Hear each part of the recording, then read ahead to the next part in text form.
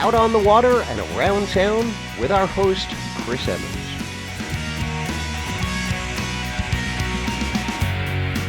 Hello, I'm Chris Emmons and I'm a pharmacist down here in Marathon. I came down to Marathon last year. I've lived in the Keys for a really long time and I'm in a period of transition. And you're here to watch marathonflorida.com get you on the water and around town. Each episode is going to take you to someplace very interesting in Marathon and tell you some great information along the way. I hope to be your host, but if things don't work out, my replacement will be just as educational and interesting for you. So please sit back, come with us, and enjoy the marathonflorida.com Get You on the Water and Around Town show.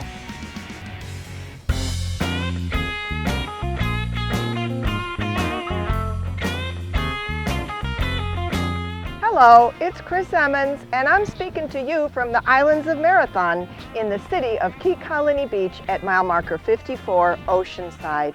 I'm so glad that you could come and join us today. We're going to have so much fun. I know that you're thinking about coming to the Marathon area, or you're going to come to the Marathon area, or you're going to move to the Marathon area, and there's like things I want to show you.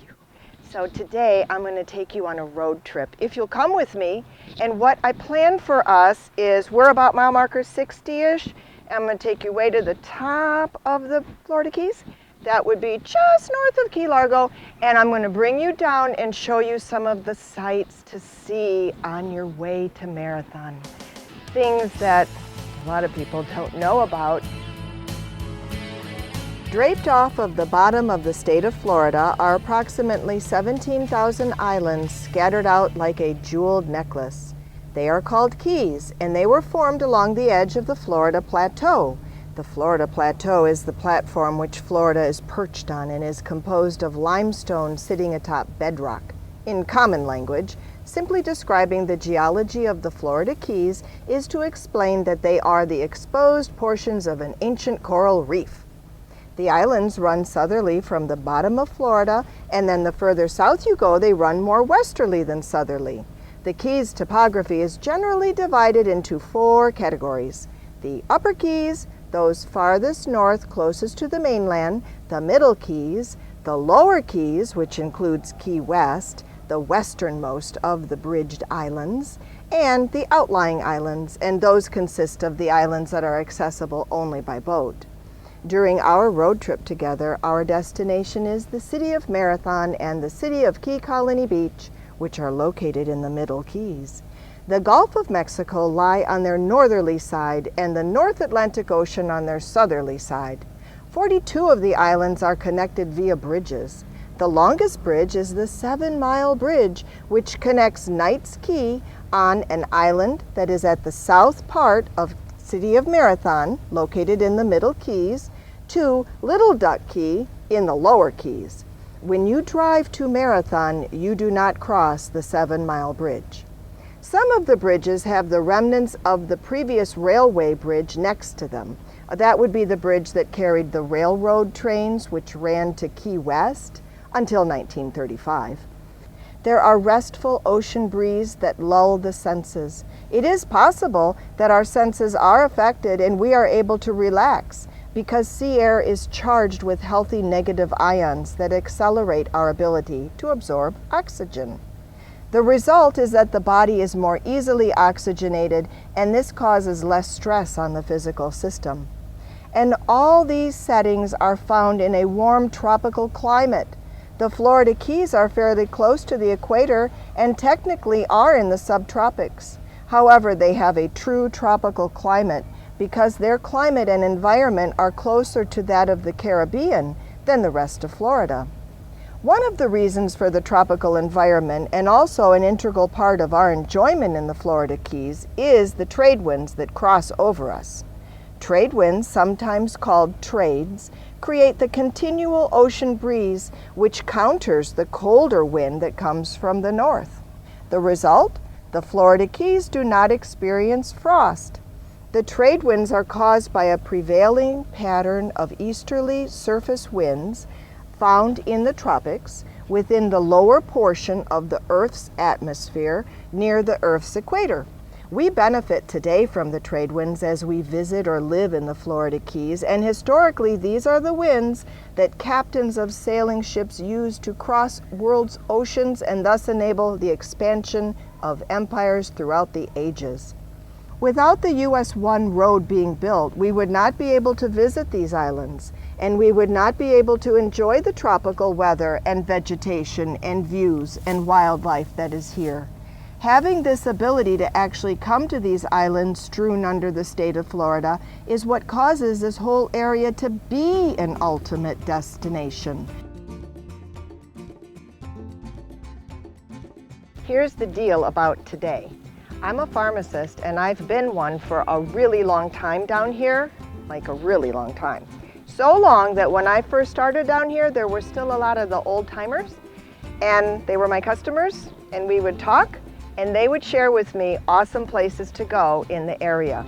So I was adventuresome, I wanted to see, and I went and I recorded what I saw, and I felt really good. And when people would come down and visit me, I would take them to a place and they would feel very like, wow, oh my God, I made the trip. So I want to share that with you because these are places I've always thought everybody knows about, and I have found out now that a lot of people don't. But you're going to get to know, and like my thought is that when you're coming down to the Marathon area, because you're going to drive down here and come on your visit or think about visiting or move down here, you don't just have to drive straight down here and consider that your time starts when you get here. It can start when you first come on to the Keys underneath the mainland of Florida. If you're into supplements, bring some B-complex vitamin, that's the anti-stress vitamin, and a multivitamin. You know, whatever we can do to support our physical plant is going to cause our mental plant not to be stressed. And I really want you to enjoy every minute of your time in the fabulous Florida Keys. All this is about wanting the best for you. But first of all, thanking you for wanting to be with me on a great adventure. You're adding to my day too. So, get these things together. I'm gonna go grab my go bag and let's go. We're off. Great adventure. Fabulous Florida Keys.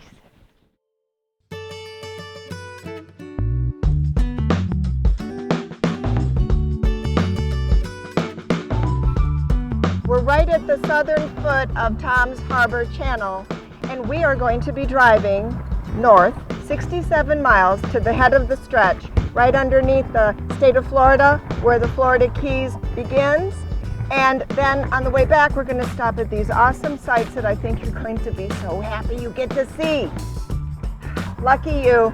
When people visit me down here, I might be able to take them to one or two, but because of the magic of videoing, you're going to see them all. So, did you get your go bag together? I got mine. I got my water. I'm going to stay hydrated because as a pharmacist, what I find is that you can take the pharmacist out of the pharmacy, but you can't take the pharmacy out of the pharmacist. So, we're going to make a great adventure together and get it together. Let's go. I'll see you up there. Drive safe. Don't text and drive. Later.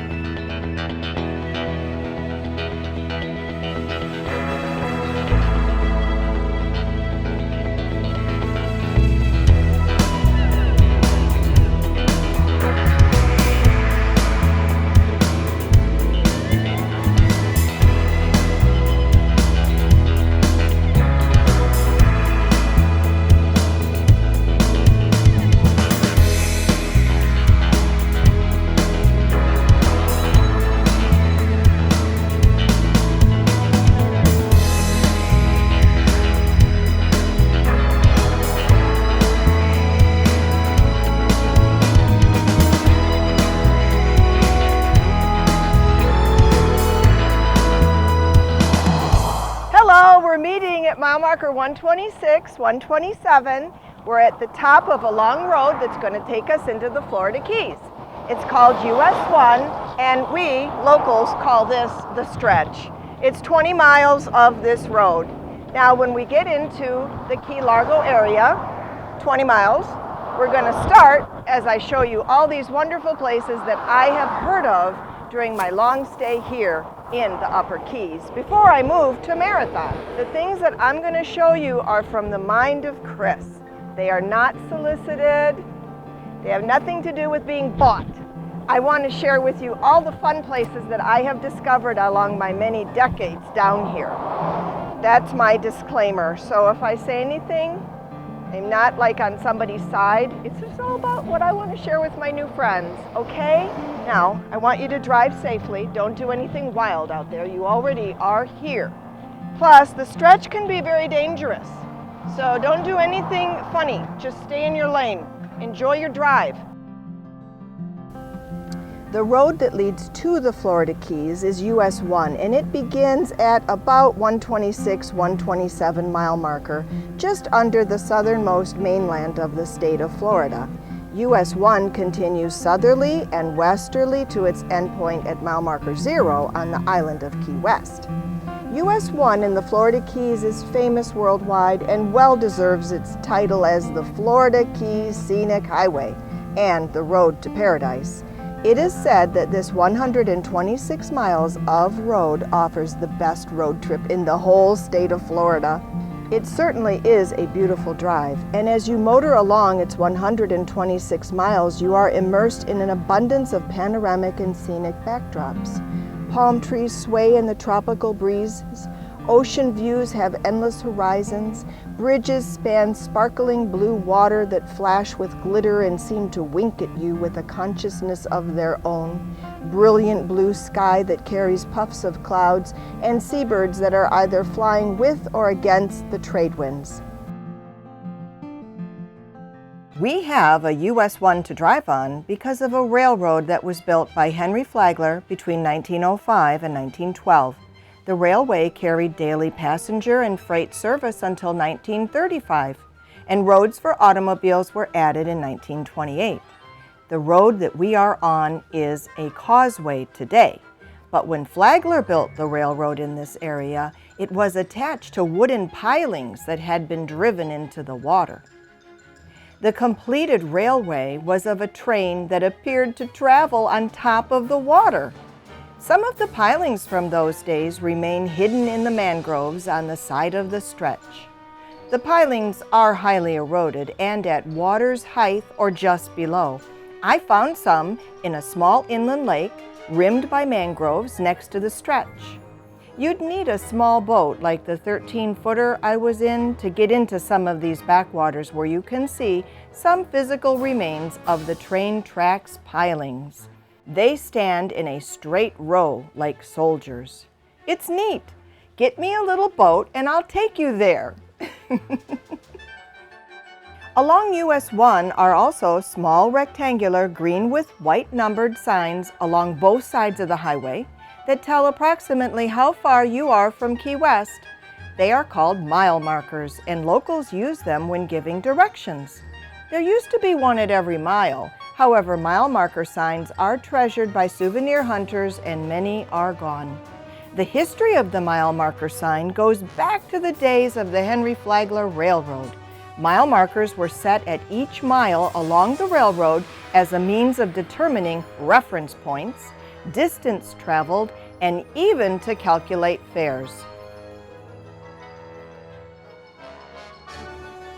As we drive south towards mile marker 60, the Gulf of Mexico, also called the Bay, will be on our right side and the Atlantic Ocean will be on our left side.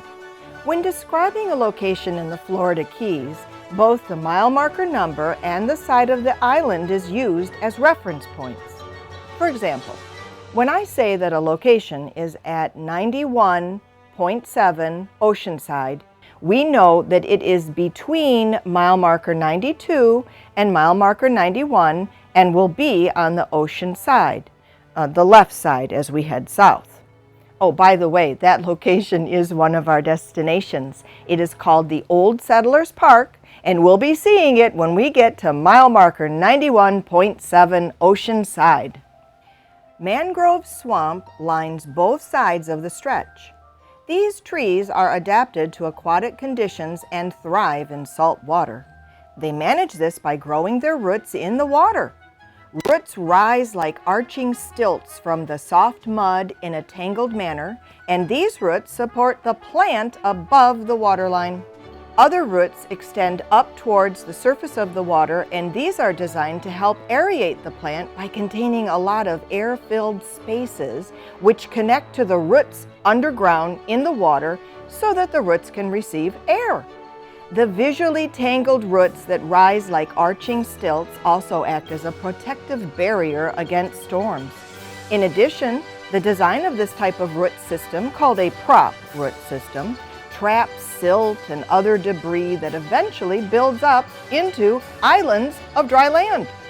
Another neat fact about mangroves is how the plant is able to transition between an aquatic habitat and a terra firma habitat, like in land. These trees will immediately grow when they come in contact with the dry land that their own design has allowed them to form. Although these trees look common enough, they are integral to the local food chain. The leaves from mangrove trees fall year-round and they quickly decompose. This provides food for small organisms and allows nutrients from the plants to exchange back into the water or to the soil, which the tree's own design allowed to form. The small organisms that have fed on fallen leaves now provide food for small animals, which in turn provide food for larger animals, such as birds, fish, and then, through them, us. Mangrove trees adapted to their water environment in another interesting way. For example, their seeds start sprouting while still on the tree. Then later, as the seeds drop off into the water, the tide carries them off to their destination. I'm going to see you as you cross a bridge. You're going to come across the bridge. That means you're going to be in Key Largo, and I have something to show you right there.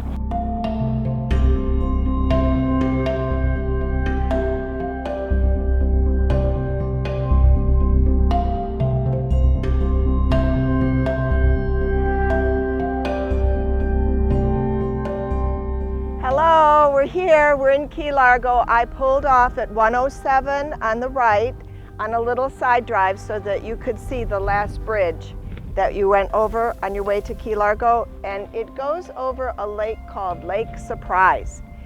That bridge is kind of where the Flagler Railway was a long time ago when they came into Key Largo, and there is a story about it, how it got its name, Lake Surprise. You'll probably know that there's going to be a surprise, and I got two surprises.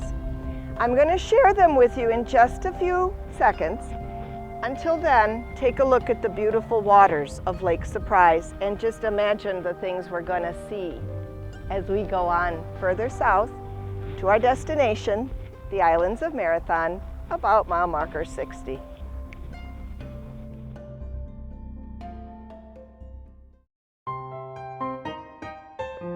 While Henry Flagler was building the train down to Key West, this whole area was dense with mangroves and mangrove marsh. The waters along most of the track route was very shallow. They were in for a surprise, though, when they came upon a lake, this lake here. This lake made their work in this area tons more effort. The surprise that was in store for the builders was that the bottom of this lake caused great difficulty to their task of laying railway track. And because of this surprise, they aptly called the lake Lake Surprise. You see, it had been decided not to build a bridge across Lake Surprise. Instead, they chose to build a stable land causeway. And to do this, the area would be filled. However, filling in the lake to build the causeway was so difficult that it caused them a lot of concern. The problem was that as they began dumping fill in, the fill would sink and disappear. They had thought this was a very shallow body of water with a firm bottom. But in the end, it took 15 months to dump enough fill to support continuous train travel across Lake Surprise. The causeway over Lake Surprise that Henry Flagler had built was replaced in 2009 along a new alignment from the former road with an elevated 2-lane viaduct that included a barrier median to separate the northbound and the southbound traffic. Now, I feel that a secondary surprise for the work crew was the number of saltwater crocodiles in the lake. Prior to arriving at Lake Surprise, the waters along most of the track route were shallow, and crocodiles could be easily seen and more easily dealt with. In a lake, though, those crocodiles could sneak up on a person, and this area had a lot of saltwater crocodiles. You know, crocodiles are here today. In fact, on the north side of the road is the Crocodile Lake National Wildlife Refuge, and it is home to a lot of saltwater crocodiles. The saltwater crocodile lives in a brackish and sometimes salty water. Crocodiles differ from their relative, the American alligator, having a longer and thinner snout, a lighter color, and 2 long teeth on that lower jaw that are visible when its mouth is closed. They are capable of living between 60 and 70 years, and they can grow to as much as 15 feet in length. Rule number 1 about living with crocodiles: do not feed them. Feeding them causes them to lose their natural fear of people.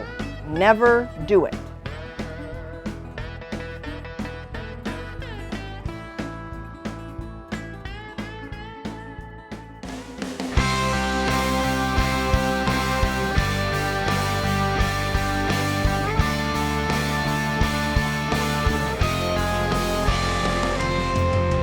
Congratulations, you wore out your tour guide.